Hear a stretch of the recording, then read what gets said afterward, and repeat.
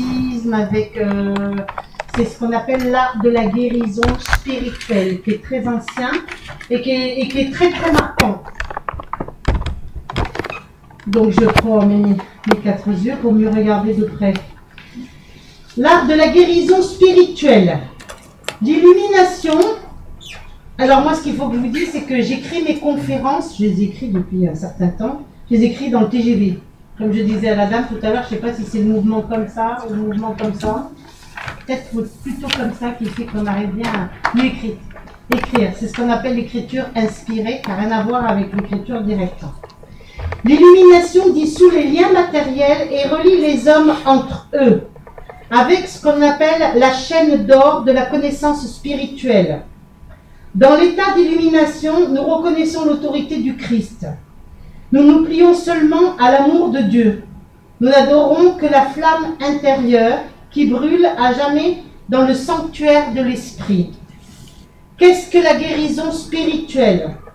Tout le monde aujourd'hui a besoin de guérison et de régénération. La guérison étant une chose importante pour nous tous. On considérait la guérison comme presque exclusivement du ressort de la profession médicale. Mais ces derniers temps, ces quelques années, que ce soit les églises chrétiennes, y prêtent de plus en plus d'attention, puisqu'il y a ce qu'on appelle des groupes de prière.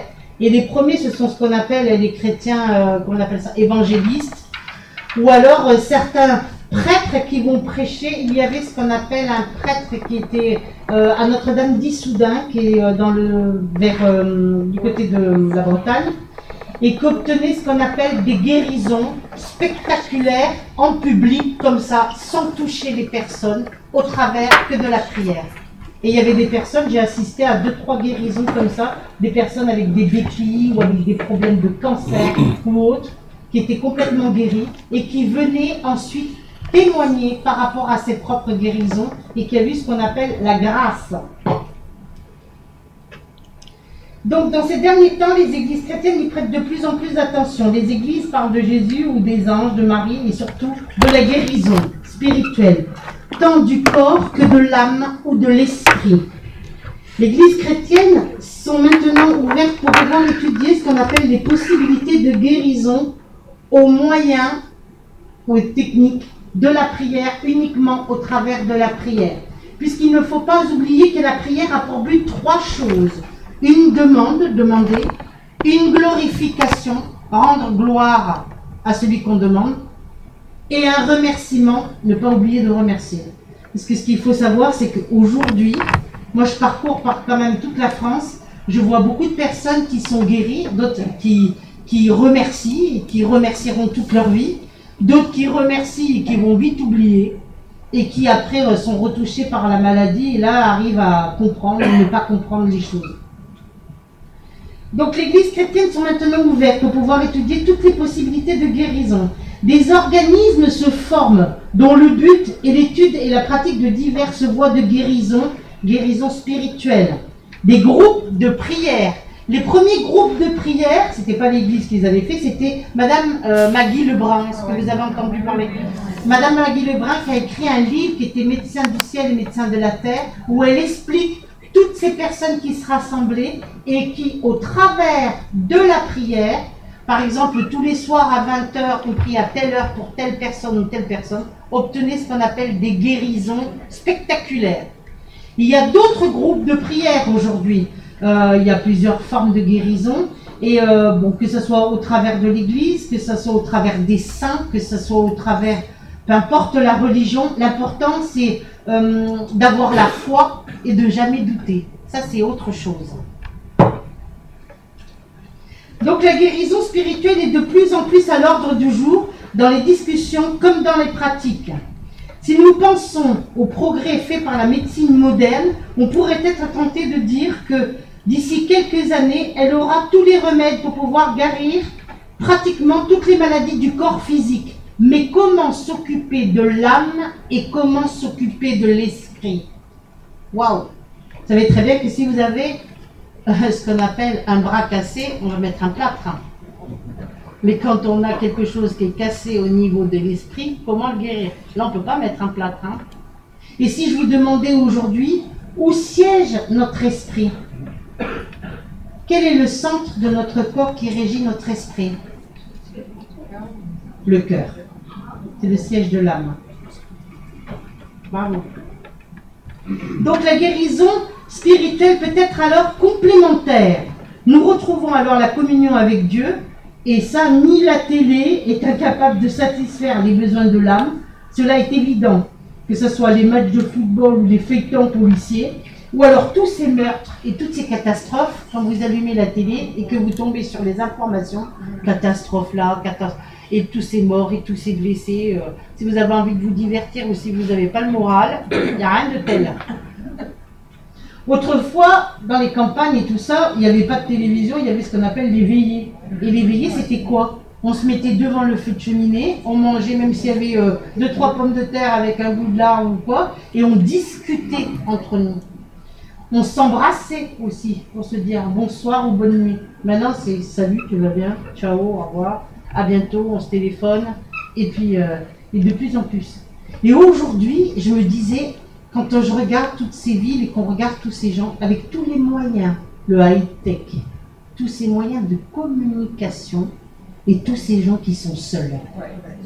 Que ce soit Internet, que ce soit le téléphone portable, que ce soit... Et tous ces gens qui sont seuls, et qui restent seuls, et qui n'arrivent pas à trouver une personne ou la bonne personne.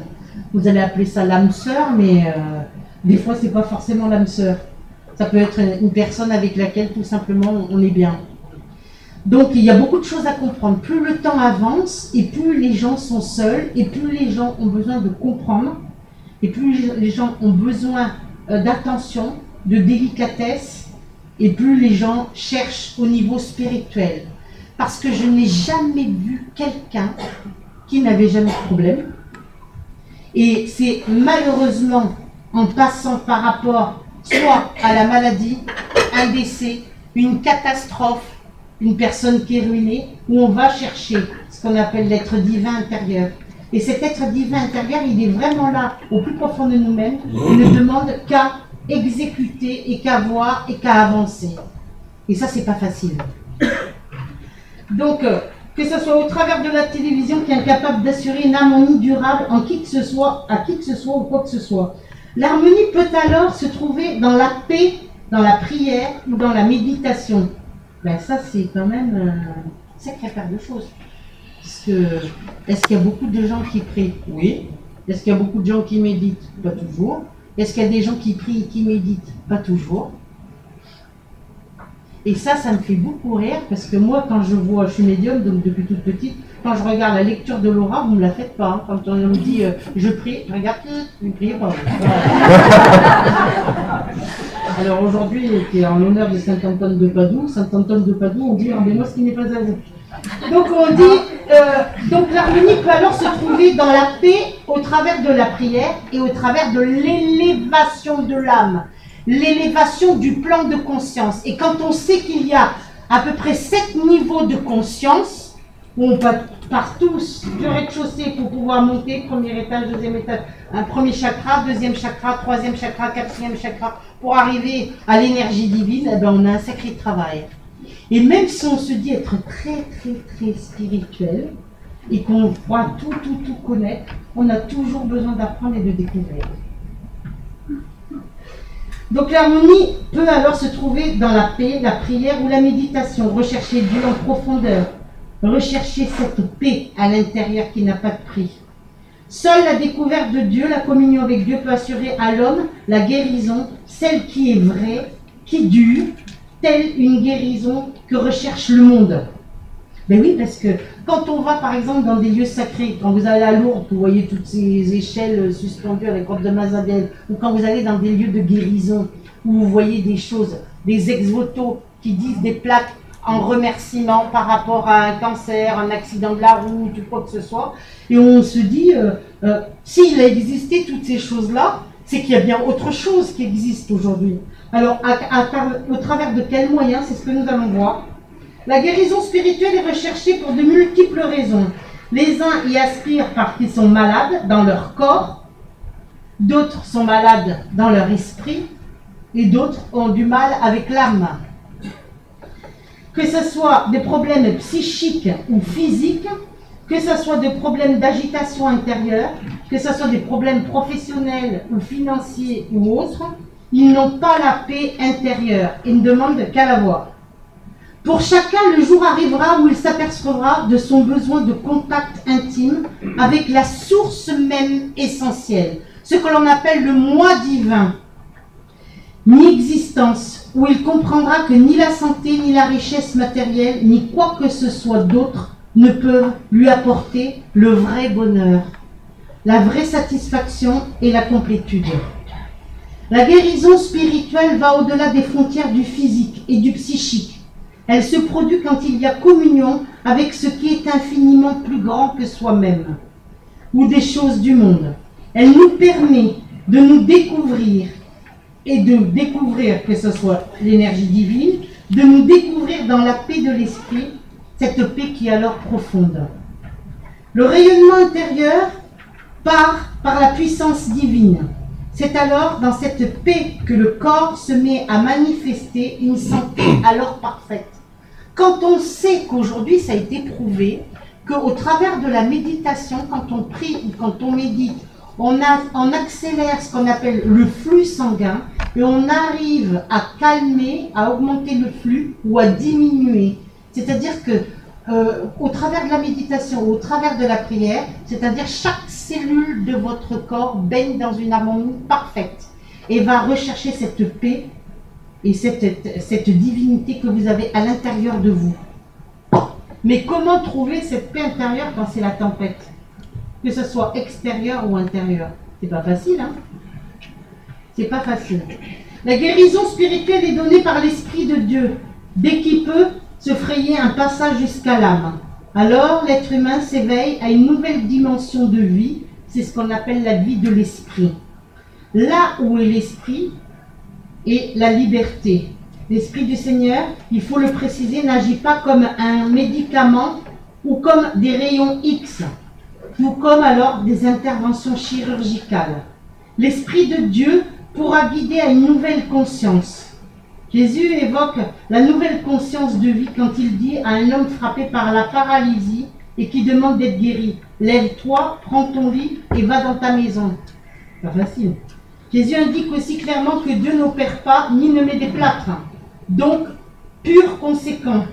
Mais il peut alors guider l'esprit ou le chirurgien ou la main du chirurgien pour pouvoir opérer. Et c'est ce qu'on appelle les médecins du ciel. Est-ce que vous avez entendu parler de ça, des médecins du ciel? Donc quand vous savez que vous allez passer sous le bloc opératoire, que vous avez une intervention à subir, c'est pas toujours agréable une intervention. On a un peu peur, hein? On sait quand on y va, mais on ne sait pas si on va ressortir. Peu importe l'intervention, peu importe le temps qu'elle va durer. On va alors invoquer ce qu'on appelle les médecins du ciel. Et l'ange que l'on va invoquer, qui est l'ange par extrême, qui est l'ange guérisseur, c'est Raphaël. Raphaël, on l'appelle, qui veut dire Dieu qui guérit. D'accord? Pourquoi on invoque l'ange Raphaël? Pour que l'intervention chirurgicale se passe bien. Et en principe, si vous passez, je vous donne un petit tuyau là. Avant de passer sous un bloc opératoire, vous invoquez l'archange Raphaël, Dieu qui guérit, et vous verrez que l'intervention se passera beaucoup mieux. Parce qu'il est évident que quand on doit avoir une anesthésie générale, et si on a eu plusieurs interventions, c'est quand même mieux. Donc que ce soit les chirurgiens ou les docteurs, pour pouvoir donner le meilleur de nous-mêmes. Cette guérison spirituelle n'appartient qu'à Dieu ou aux saints. Les saints que l'on invoque pour tout ce qui est guérison sont Saint Côme et Saint Damien, ce sont deux saints guérisseurs qui sont consacrés, deux saints docteurs de l'Église. Il y avait aussi Sainte Thérèse de l'Enfant Jésus, la petite. Parce que vous savez que dans les deux Sainte Thérèse, il y a Sainte Thérèse d'Avila qui est la grande, et Sainte Thérèse de l'Enfant Jésus qui est la petite qui se trouve à Lisieux, qui a été consacrée docteur de l'Église. On dit que c'est la sainte par excellence pour les infirmiers ou les infirmières. Donc c'est une sainte qu'on doit vraiment invoquer. Après, vous avez ce qu'on appelle les saints guérisseurs, et vous avez ce qu'on appelle aussi les anges guérisseurs, peu importe ce que vous devez travailler. Mais beaucoup de gens ont peur. Regardez Lourdes, ces miracles uniquement au travers de la prière. D'ailleurs, dans la grotte, sur la gauche, on retrouve les béquilles de guérison. Fatima, Notre-Dame de Fatima, où on fait brûler des bras, des jambes en cire pour obtenir des guérisons. Donc il nous faudra être canal de guérison, que ce soit maux de tête, brûlure, maux de ventre, uniquement au travers de la prière, sans magnétisme ou imposition des mains.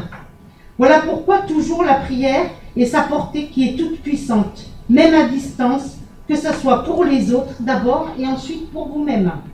Priez toujours d'abord pour les autres et ensuite pour vous-même. Alors on a toujours pour quelqu'un à prier. Hein. Un parent qui ne va pas, un enfant qui ne va pas, un frère, une soeur, un cousin, une cousine, un chéri, une chérie. Donc même à distance, la puissance est quand même extraordinaire. Dieu est alors perçu comme serviteur. Pour la plupart des gens, Dieu reste le grand inconnu, ce qu'on appelle le grand architecte de l'univers, et adoré dans l'ignorance. Combien de gens ont-ils cherché à comprendre la nature de Dieu? Se sont-ils posé la question, existe-t-il Dieu? Point d'interrogation. Comment puis-je en avoir la certitude? Les gens, pour la plupart, disent, il semblerait qu'il existe un Dieu. Où se trouve-t-il? Nous ne l'avons jamais vu, ou des fois, jamais même ressenti. Quelles seraient vos réponses à telle question? Diriez-vous, bien sûr que Dieu existe? Et quelle description feriez-vous alors de Dieu?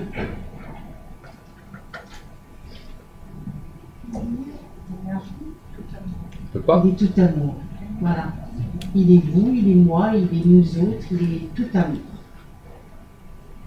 Alors, pour Jésus qui était complètement un avec Dieu, Dieu signifiait le Père intérieur, le principe créateur. Son amour est infini et qui englobe toutes choses. Comprendre la nature de Dieu, c'est comprendre le principe de base de la guérison spirituelle. Est-ce dans la nature de Dieu de guérir la maladie? Si Dieu est tout puissant et tout amour, pourquoi a-t-il donné la guérison aujourd'hui et pas hier? Parce que nous avons des choses à comprendre. Si Dieu est tout puissant et tout amour, pourquoi a-t-il donné la guérison aujourd'hui et pas hier?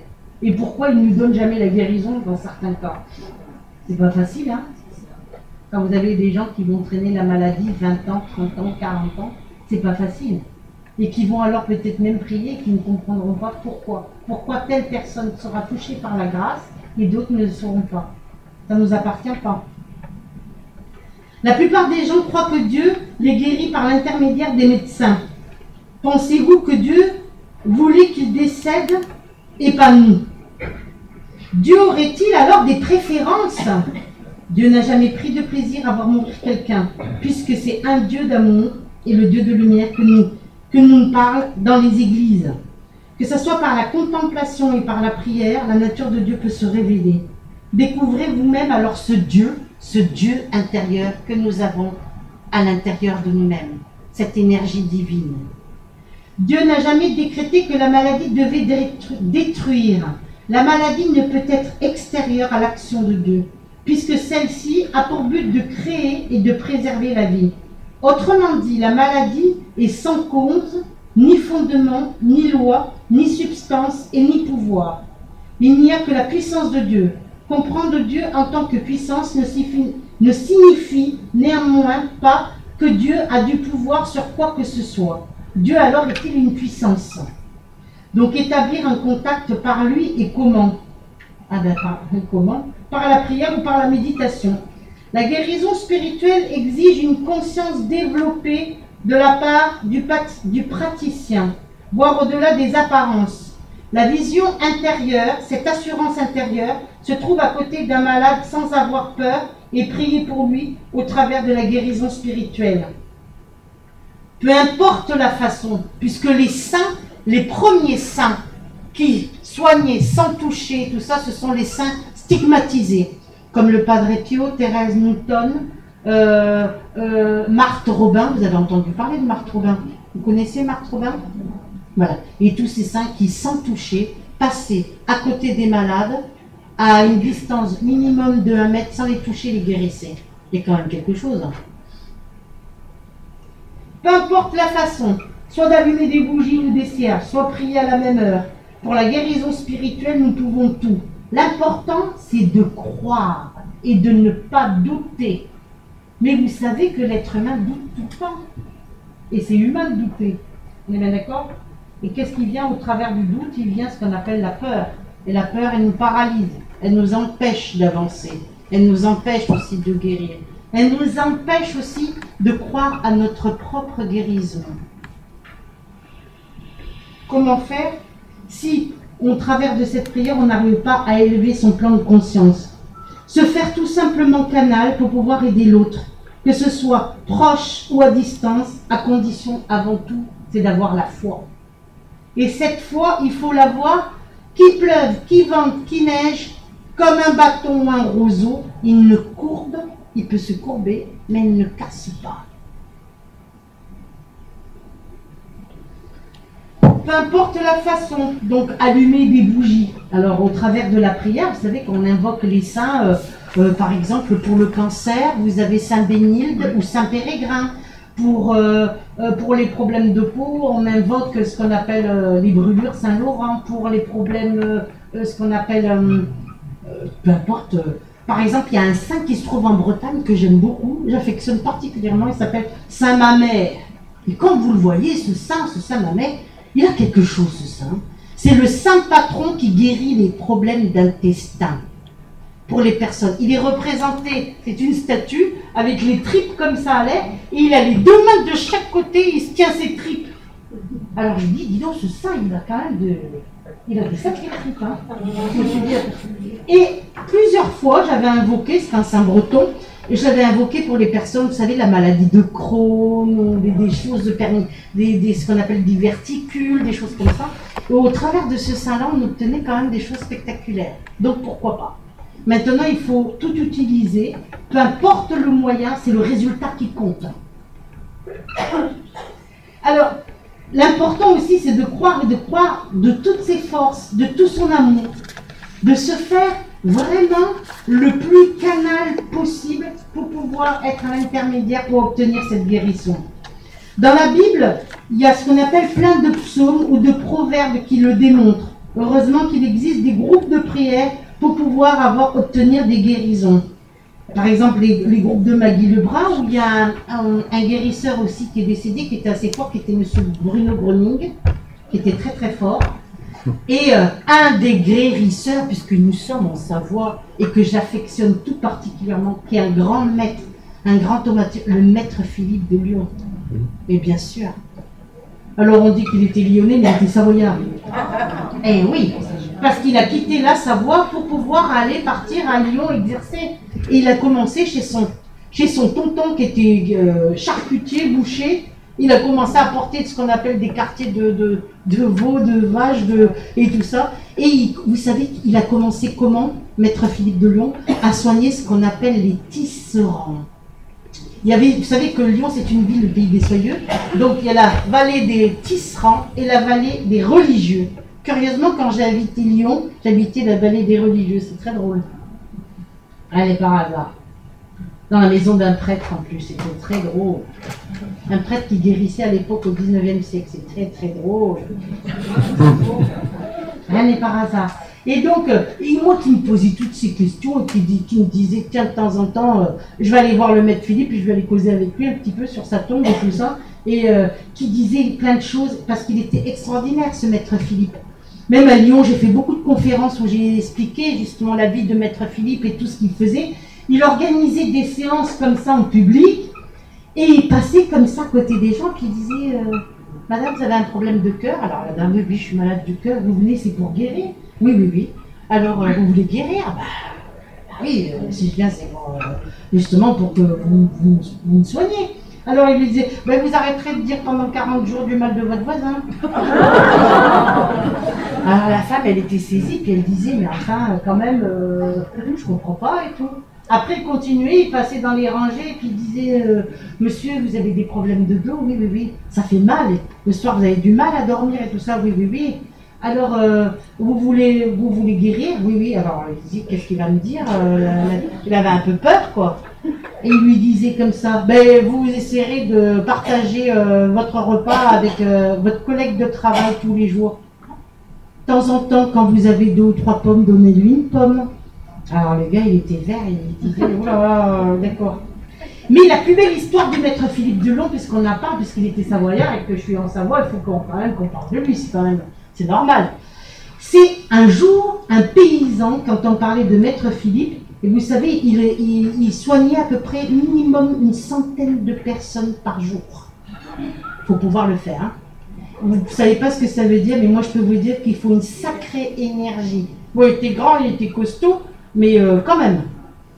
Et donc il soignait à peu près une centaine de personnes par jour. Et puis un jour, il y a un monsieur, quand on parlait de la vie de maître Philippe, ce grand thaumaturge, ce grand guérisseur, qui était savoyard, qui était parti sur Lyon, à Dardilly.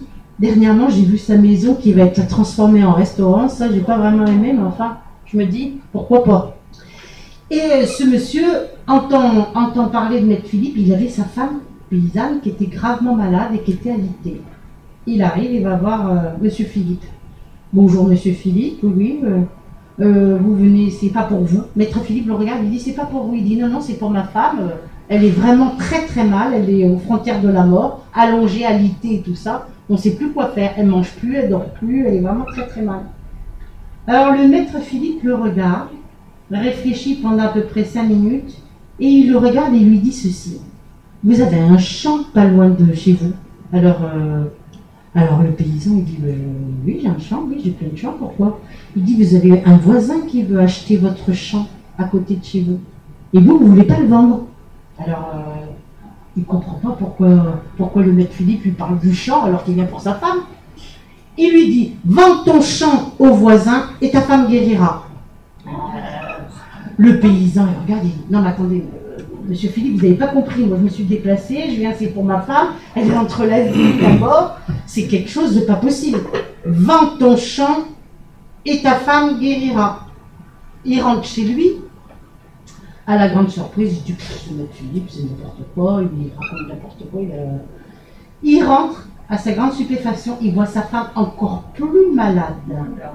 La personne qui lui avait recommandé d'aller voir le maître Philippe lui dit, alors, est-ce que tu l'as vu? Oui. Mais tu sais pas qu'est-ce qu'il me parle? Je vais pour lui parler de ma femme, il me parle d'un champ d'aller vendre, moi je comprends plus rien, c'est pas possible cette histoire. Alors il lui dit, retourne, va le voir. Alors il retourne une deuxième fois, il dit, votre champ est toujours à vendre? Alors il dit, oui, vends ton champ et ta femme guérira. Il rentre, et puis vous savez que les paysans, la terre, c'est sacré. Hein. Vendre un champ à un inconnu et tout, c'est pas vraiment, même si c'était son voisin, c'était pas terrible. Il y avait beaucoup d'histoires à cette époque-là. Il rentre, sa femme encore plus malade. Alors là, il décide d'appeler le voisin.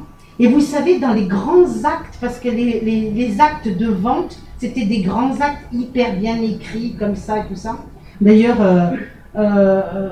sur Lyon, il y a encore certains décrets que maître Philippe écrivait beaucoup. Et il va voir le voisin, il tape à la porte comme ça, et puis il lui dit, dis donc, vous voulez toujours acheter mon champ? Alors le voisin il dit, oui, combien? Le prix que tu veux, il lui dit. Et alors il signe. Au moment où il signe, vous y croyez pas, alors que maître Philippe n'est jamais allé voir sa femme et qu'il n'avait jamais vu sa femme. Donc là, c'est vraiment ce qu'on appelle la guérison spirituelle. Il rentre chez lui, sa femme était assise et demandait à manger et à boire. 3 jours après, elle était entièrement guérie. Donc vous voyez des choses qui sont quand même spectaculaires. Et là, le maître Philippe n'avait jamais soigné la dame, n'était jamais allé chez le paysan, ni rien. Lui, juste en lui disant de faire une action. Une action qui, pour lui, était très difficile, mais qui, pour le guérisseur, était hyper importante. Donc, quand on a des choses comme ça à vivre, c'est pas toujours évident. Quand on voit ce qu'on appelle des grands guérisseurs qui sont décédés, comme Bruno Gruning, comme le maître Philippe de Lyon, aujourd'hui, il y a d'autres techniques de guérison. Des techniques de guérison qui sont spectaculaires. Et croyez-moi, j'en ai eu la preuve parce que je l'ai pratiqué moi-même, je l'ai fait moi-même. Hein. C'est ce qu'on appelle les médecins philippins. Ou alors ce qu'on appelle les guérisseurs aussi brésiliens aussi. Qui opèrent ce qu'on appelle, on les appelle les chirurgiens humains. Voilà. Chez Joao de Deus, comme on avait, Jean de Dieu, comme on dit en français, qui exerce au Brésil. Et puis les médecins philippins qui opèrent aux mains nues et et qui vous referme le ventre et tout ça, sans cicatrice, sans rien. C'est quand même quelque chose de spectaculaire. Ça, c'est un peu... faut le voir pour le croire, c'est comme on dit. Hein. Même si on doute un petit peu, même si on est spirituel, il y a beaucoup de personnes qui doutent. Et pourtant, je peux vous assurer, j'en parlais avec un ami guérisseur qui habite dans la région de Nice, qui me disait qu'il avait eu des problèmes graves de dos au niveau de vertèbres, qui avait vu ce grand guérisseur philippin et qui avait obtenu une sacrée guérison et qui m'a dit franchement Chantal, si un jour tu peux les voir, ben, va les voir. Donc si vous entendez pas, bon, pas forcément aller aux Philippines, hein, il y en a en France qui viennent ou d'autres personnes qui vont ce qu'on appelle au Brésil pour obtenir certaines guérisons. Peu importe ce que vous avez, l'important c'est au travers de la prière, de demander à être guidé, à se faire canal pour aller vers la bonne personne.